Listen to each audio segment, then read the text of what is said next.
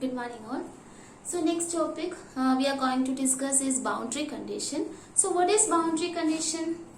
Boundary condition means if the field exists in a region separating two different media, then the field must satisfy some conditions at the interface is called boundary conditions. Okay, so boundary condition means if the field exists in a region separating two different media, then the field must satisfy some conditions at the interface are called boundary conditions. So in order to find boundary conditions, we use two equations, that is Maxwell's two equation. First equation is integral E dot dl is equal to 0 and the second equation is closed integral D dot ds is equal to Q enclosed. So in order to find boundary conditions at the interface, we use Maxwell's two equations, that is integral E dot dl is equal to 0 and closed integral D dot ds is equal to Q enclosed.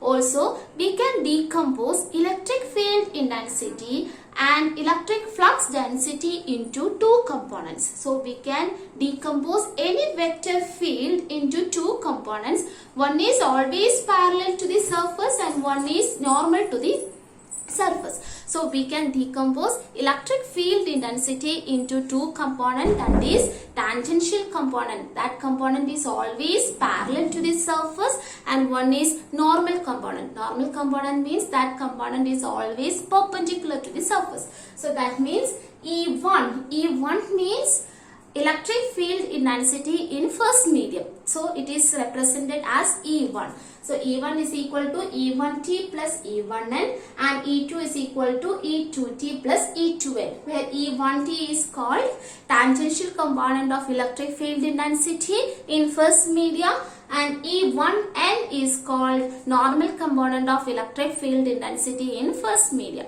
Okay, understood. So that is E1 equal to E1t plus E1n. So we have three boundary conditions. First one is dielectric boundary condition. Second one is conductor dielectric boundary condition and the third one is conductor free space boundary condition. So first one is dielectric boundary condition. So for that, consider a boundary or an interface between two different media. So that is, this is first media and which is denoted by epsilon 1, where epsilon 1 represents permittivity of first medium and epsilon 1 is equal to epsilon 0 into epsilon r1, where epsilon 0 is called permittivity of free space and epsilon r1 is called relative permittivity of first medium. And this is second medium. Second medium is denoted by epsilon 2. Okay, epsilon, where epsilon 2 is equal to epsilon 0 into epsilon r2. And E2 is the electric field intensity in second medium and E1 is the electric field intensity in first medium. So we can decompose electric field intensity E1 into two components, that is first is E1t and E1n. Similarly, we can decompose electric field intensity in second medium into two components, that is E2t and E2n. And also consider a closed path at the interface. Consider a closed surface or a closed path at the interface of these two media, that is A, B, C, D, A. That is a closed surface where delta W be the width and delta H be the height of that closed surface. Okay. So apply equation that is closed integral E dot dl is equal to 0 in this closed surface. Apply equation E dot dl is equal to 0 to the closed surface. So E dot dl can be written as, what is dot product?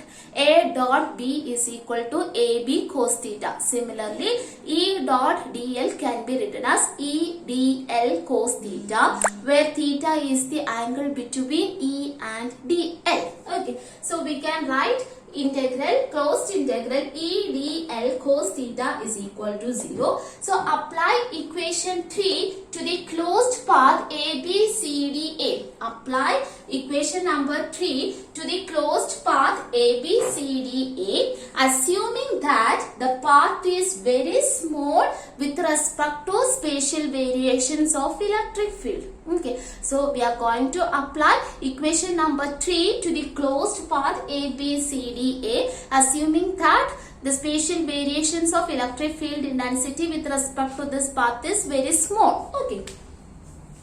So we are going to apply equation number 3. Apply equation 3 to the closed path ABCDE. Okay. So what is left hand side is 0 is equal to E dl cos theta. Consider first medium. Consider first medium. So in the first medium we have two electric field components, that is E1t and E1n, and also path we have in the first medium we have three paths. What are they? AB and half of BC and half of AD. So we should consider electric field intensities along AB, half of BC and half of DA. So first one, E1t. E1t into what is AB? AB means width is delta W. And what is the angle between E1t and AB? Both are in the same direction, so angle is equal to 0. So we can write cos 0 plus integral means summation plus then E1t along BC. E1t along BC. So what will be the angle between E1t and BC? It is equal to 90 degrees. So we know that cos 90 is equal to 0. So no need to consider that term. Okay. Now consider E1t along DA, because half of DA is in first medium. So we should take that also. So E1t along DA. Then in that case also, what will be the angle between E1t and DA? It is equal to 90 degrees. So no need to consider. Now consider E1n. E1n along AB. So in that case also, the angle between E1n and AB is 90 degrees. So that term no need to consider. Now consider E1n along BC. So in that case, E1n is an upward direction, right? But BC is in downward direction. So the angle between E1n and BC is cos 90, because both are in opposite direction. So we can write E1n into what is the height? Delta H by 2. Delta H by 2 cos 180 plus and E1n along DA. So in that case, E1n and DA both are in the same direction. So the angle is equal to 0 degree. So E1n into height is delta H by 2, because half of DA is in medium 1 and half of DA is in medium 2. It is cos 0 plus. Then consider second medium. So in the second medium also we have two electric field components, that is E2t and E2n, and we have three paths. One is half of BC, then CD, then half of DA. So first consider E2t. So plus E2t into CD. E2t into CD into delta W, both are in the opposite direction, so cos 180 degree, plus E2t along BC, it is equal to 0, because the angle between E2t and BC is 90 degree. Similarly, E2t along DA, it is also equal to 0, because angle between E2t and DA is equal to 90 degree. So no need to consider those two terms, plus E2n. Now consider E2n. E2n along CD, it is equal to 0, because angle between E2n and CD is equal to 90 degrees. So cos 90 is 0. So no need to consider that one. Now consider E2n along BC. E2n along BC. So delta H by 2 cos 180, because both are in opposite direction, plus E2n into delta H by 2 along dA. It is cos 0 because both are in the same direction. So this equation becomes 0 is equal to what is cos 0? Cos 0 is 1. So E1t into delta W plus what is cos 180? Cos 180 is minus 1. So this becomes minus E1n delta H by 2 plus E1n delta H by 2 because cos 0 is 1 minus cos 180 is minus, so E2t delta W minus E2n delta H by 2 plus E2n delta H by 2.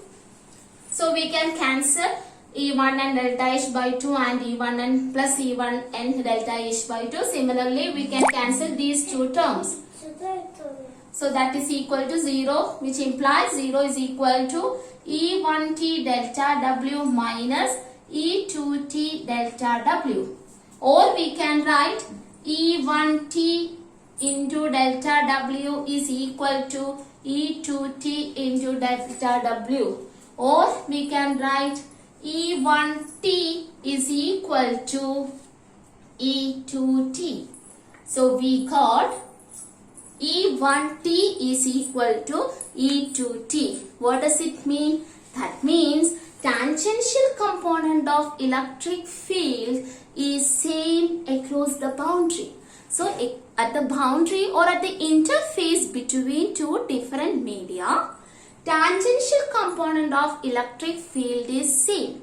They are equal across the boundary. So we got E1t is equal to E2t. Okay, understood? That is E1t is equal to E2t. So we can say that tangential component of E are the same on the two sides of the boundary. That is, ET undergoes no change on the boundary and it is said to be continuous across the boundary. So that is, ET undergoes no change across the boundary. So we can say that tangential component of electric fields are continuous across the boundary. Okay. So now, and we know that D is equal to epsilon E. We know that D is equal to epsilon E. So we can write D1t is equal to epsilon 1 into E1t. Similarly, D2t is equal to epsilon 2 E2t. Okay. And now, from this equation we can write E1t is equal to D1t by epsilon 1. From this equation we can write E2t is equal to D2t by epsilon 2. Okay. So here we got epsilon E1t is equal to E2t. So substitute E1t is equal to E2t. That implies D1t by epsilon 1 is equal to D2t by epsilon 2.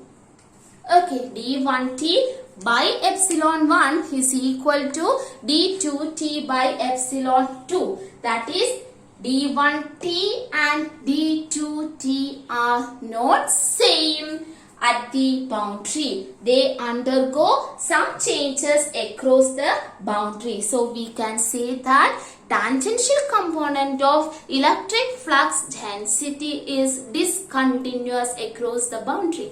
But tangential component of electric field is continuous across the boundary. But electric flux density, tangential component of electric flux density is discontinuous. Okay, so now we got only the tangential component. Now we need to find normal component of electric field density and electric flux density. So for that we consider a pillbox at the boundary. We consider a pillbox. So I am drawing that diagram.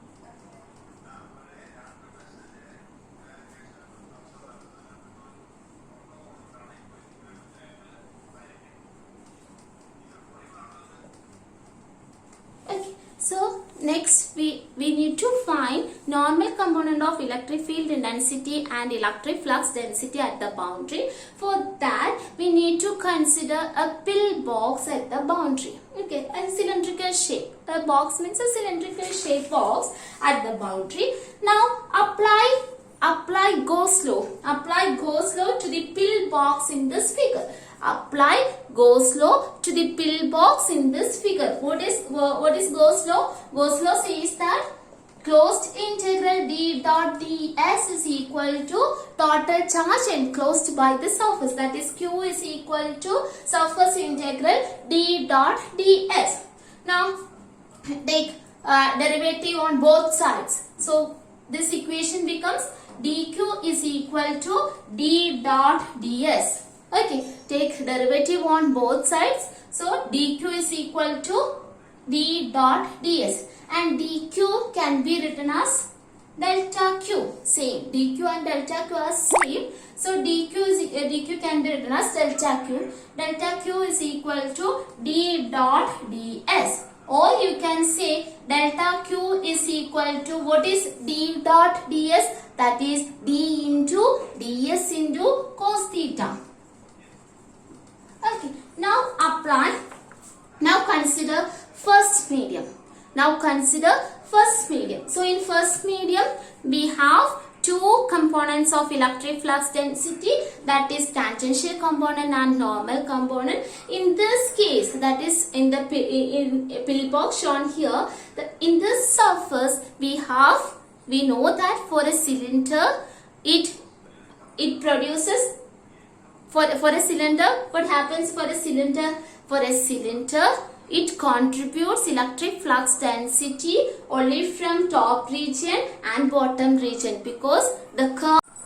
Okay, so next we need to find electric field intensity, normal component of electric field intensity and electric flux density across the boundary of two media. Okay, for that purpose, consider a pillbox. Pillbox means it is in cylindrical shape. So for a cylinder, we already studied that for a cylinder, top surface and bottom surface contribute to electric flux density, because electric flux density is along z axis and it has no component along x axis and y axis, that we already studied in Go-Slow application, third application, infinite sheet of charges. So for finding normal component of electric field intensity and electric flux density, consider a pillbox which is in cylindrical shape across the boundary of two different media. Okay, so D1 is decomposed into D1T and D1N. Similarly, D2 is decomposed into D2T and D2N. And delta S represents surface area. We know that surface area is always perpendicular to the surface. So surface vector is always perpendicular to the surface. So in this case, we no need to consider tangential component along this direction, because the angle between the tangential component and delta S is equal to 90 degree. So cos 90 is 0. So here also in the second medium also the delta S vector, that is surface area vector, which is in downward direction. So no need to consider tangential component, because the angle between the tangential component and delta S is 90 degree. D2T is along the surface, which is parallel to the surface. Delta S is normal to the surface, which is always normal to the surface. So the angle is 90 degree. So cos 90 is 0. So we do not consider tangential component of D1 and D2. So apply Go-Slow to the region shown here. Apply Go-Slow. What Go-Slow says? Q is equal to closed surface integral d dot ds, and take derivative on both sides. So dq is equal to d dot ds, and dq can be written as delta q. Delta q is equal to d dot ds. And what is ds? ds is surface area. Here it is delta s. So we can write delta q is equal to dot product of d and ds, d ds cos theta.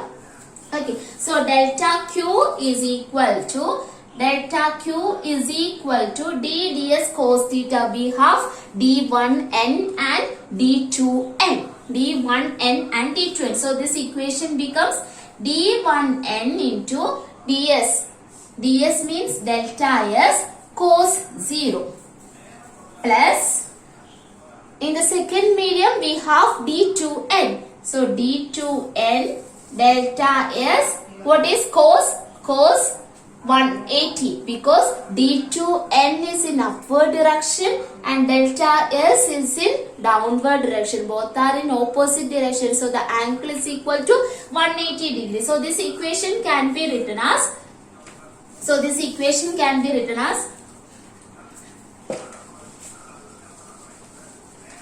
delta q is equal to d1n into delta s minus d2n delta s. Delta q is equal to d1n into delta s minus d2n into delta s. Or we can write delta q by delta s is equal to d1n minus d2n.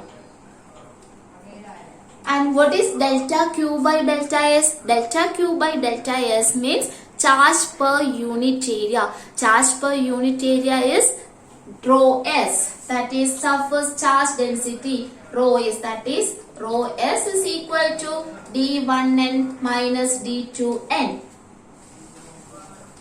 where delta q by delta s is rho s, surface charge density. Rho s is equal to d1n minus d2n. If rho s is equal to 0, then what happens in this equation? So this equation becomes d1n minus d2n is equal to 0, or we can say that d1n equals d2n. If surface charge density is 0, then we got d1n is equal to d2n, or we can say that normal component of d is continuous across the boundary if rho s is equal to 0. So we can say that normal component of d, electric flux density, normal component of d is continuous across the boundary if rho s is equal to 0, that is d1n is equal to d2n. Or what is d1n? D is epsilon into E. D is epsilon into E. So this equation can be written as epsilon 1 E1n is equal to epsilon 2 E2n. Epsilon, this equation can be written as epsilon 1 E1n is equal to, this equation can be written as epsilon 1 E1n is equal to epsilon 2 E2n. Or you can say that electric field intensity, normal component of electric field intensity is discontinuous, while normal component of electric flux density is continuous across the boundary. So in the first case, that is in the case of dielectric boundary, tangential component of electric field is continuous, but tangential component of electric flux density is discontinuous. Normal component of electric flux density is continuous, but normal component of electric field intensity is discontinuous. Epsilon 1 E1n is equal to epsilon 2 E2n. That is dielectric boundary condition. Okay. So the second one is conductor dielectric boundary condition. Second case is conductor dielectric.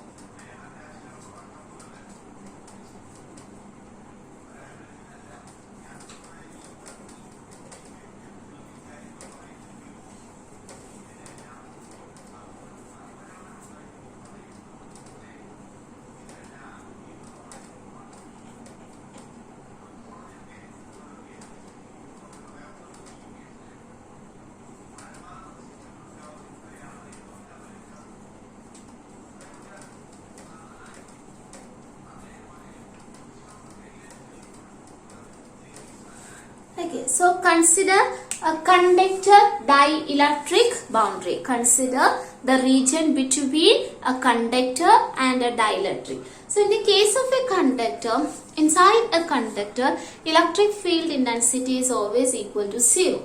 So inside a conductor, we can say that electric field intensity is 0. So here inside in the conductor there is no electric field intensity and electric flux density, and in the case of dielectric we can decompose E into 2, ET and En. ET is tangential component which is always parallel to the surface, and En is the normal component that is always perpendicular to the surface. So in the similarly in the first case, similar to that one, consider a closed surface, a closed path, that is A, B, C, D, A at the boundary. Consider a closed region or a closed path A, B, C, D, A.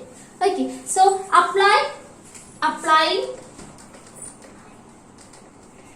closed integral E dot dl is equal to 0 to the closed path ABCD. Apply E dot dl, integral E dot dl is equal to 0 to the closed path ABCDA at the boundary. So here 0 is equal to, electric field has two components ET and En. So in the case of dielectric, we have three region, that is this path, CD path, half of BC and half of DA. So in the case of dielectric, we have three path, CD, half of BC and half of DA. So ET, consider ET. So ET into delta W cos, ET into delta W cos, ET is this direction, and CD means which is opposite direction. So it is cos 180.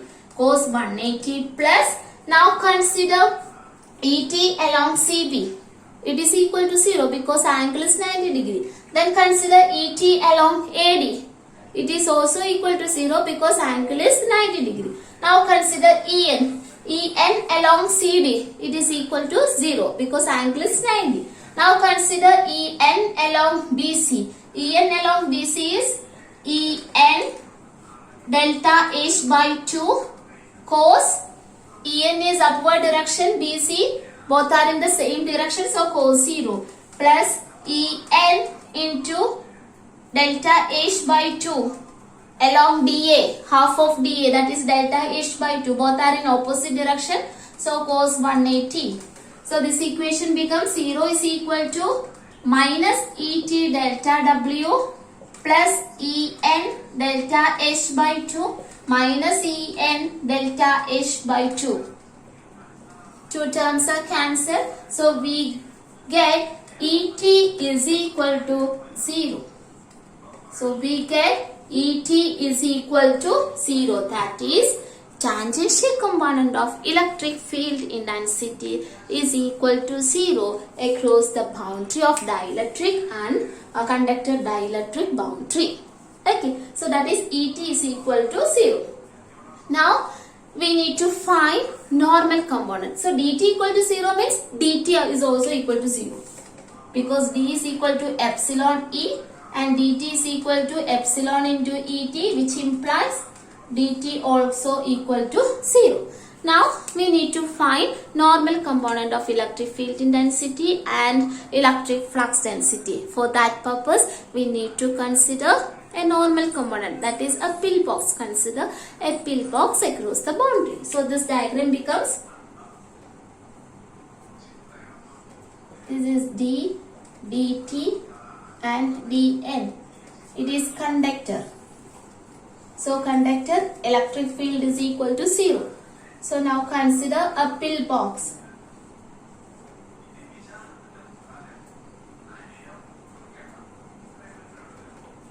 Delta S, surface area vector. Okay, delta S. So apply, so in this case apply go slow to the pillbox shown in this figure. So apply go slow.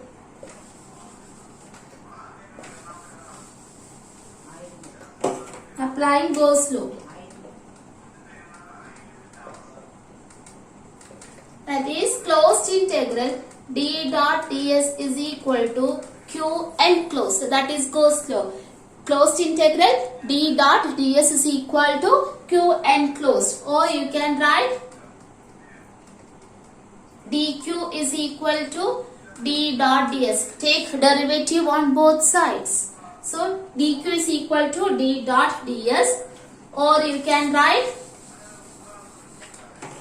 delta q is equal to d dot ds. That implies delta q is equal to, only consider normal component only, because tangential component, the angle between tangential component and delta s is equal to 0. So consider only normal component. So we can write dn. Normal component is gn.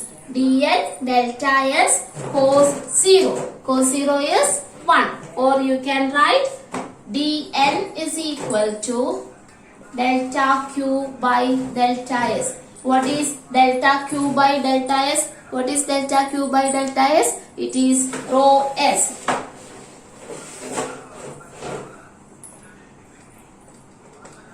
dl, that is normal component, is equal to surface charge density at the boundary. So in this case, conductor dielectric boundary condition, we got Et is equal to 0, dt equal to 0, and dn equal to rho s.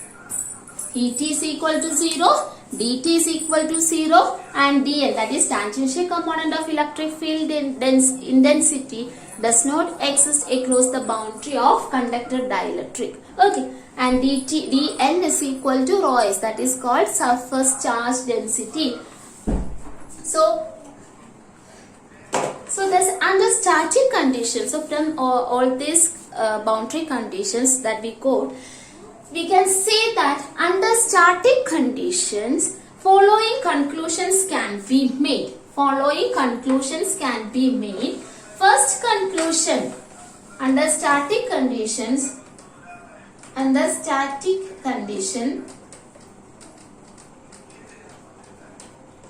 following conclusions can be made. So first conclusion is no electric field may exist within a conductor. Okay, so under static condition we can say that no electric field exists within a conductor. So that is E is equal to 0. So E equal to 0 means no charge density. So that is rho v is equal to 0. E equal to 0, rho v is equal to 0 within a conductor.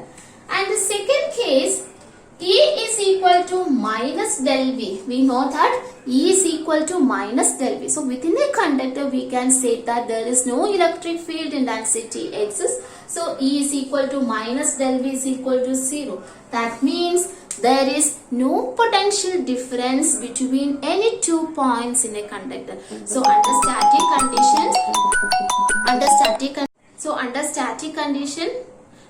static conditions we can make the following conclusions. First one is E is equal to 0, that is there is no electric field intensity within a conductor. And the second one is, since E is equal to 0, we can say that E equal to minus del V equal to 0, that is there is no potential difference any 2 points within a conductor. That is the second point. Okay, that is conductor. We can say that conductor is an equipotential body. No potential difference means potential is same everywhere. So we can say that equipotential body. So conductor is an equipotential body. And the third point is an electric field E must be external to the conductor and must be normal to its surface. So an electric field E must be external to the conductor. Electric field E must be external to the conductor and must be normal to its surface. So we can say that epsilon 0 epsilon r into Et is equal to 0 and dn is equal to epsilon 0 epsilon r En, that is equal to rho s. So these are the 3 points. So first one is electric field. Under static condition, electric field intensity is equal to 0 within a conductor. that is E is equal to 0 and rho v is equal to 0. Second point, E equal to minus del V, that is equal to 0. So we can say that within a conductor there is no potential difference between any 2 points in a conductor. That means everywhere for each point a potential is same. So we can say that a conductor is an equipotential body. And the third point is, for a conductor, electric field must be external to the surface, that is dt or Et is equal to 0. Tangential component is equal to 0 and normal component is equal to rho s. So these are the conclusions we can that can be made from all these boundary conditions. Okay, so that is conductor dielectric boundary condition. And the third one is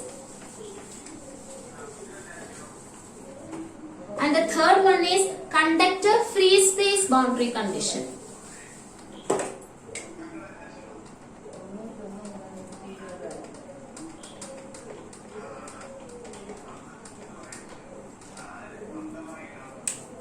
So third condition is conductor free space. So conductor free space means we can say that this is a special case of conductor dielectric conditions and can be obtained by replacing epsilon r by 1. So in the third case, that is conductor free space boundary condition, we can say that it is a special case of conductor dielectric boundary conditions where epsilon r that conditions can be obtained by replacing epsilon r is equal to 1, because free space may be regarded as a special dielectric for which epsilon r is equal to 1. So we can say that conductor free space is a special condition of conductor dielectric. Okay, conductor E is equal to 0 and this is free space.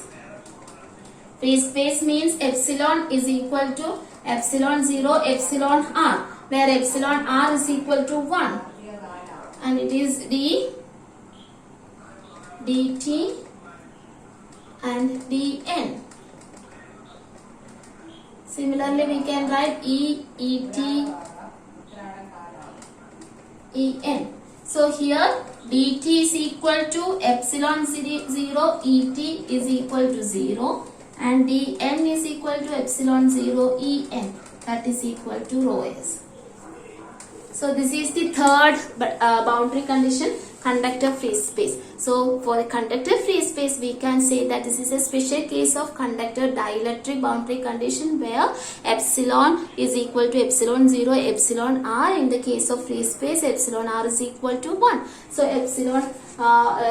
free space epsilon is equal to epsilon 0 epsilon r, and in the case of conductor E is equal to 0. So in the conductor free space boundary condition, dt is equal to 0 and Et is equal to 0. dn is equal to epsilon 0 epsilon n, that is equal to rho s. Okay, thank you.